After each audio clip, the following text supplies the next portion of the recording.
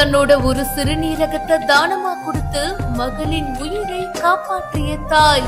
ஆகாசம் கண்ணுக்குள்ள கருவாகி வந்த புள்ள. இந்த மாதிரி ஒரு அம்மா கிடைக்க கொடுத்து வச்சிருக்கணும்.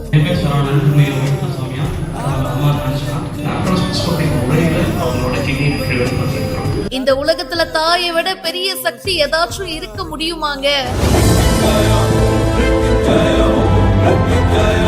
தஞ்சாவூரை சேர்ந்தவங்க பாத்தீங்கன்னா சரவணன் சௌமியா தம்பதி. இதுல சௌமியாவுக்கு சிறுநீரகம் பாதிக்கப்பட்டு மூச்சு திணறல் ஏற்பட்டு பேச முடியாம நடக்க முடியாம ரொம்பவே கஷ்டப்பட்டு இருந்திருக்காங்க. டயாலிசிஸும் பண்ணிருக்காங்க. பட் இருந்தாலும் சிறுநீரகம் மாற்றம் மட்டும்தான் நிரந்தர தீர்வு அப்படின்னு மருத்துவர்களும் சொல்லியிருக்காங்க.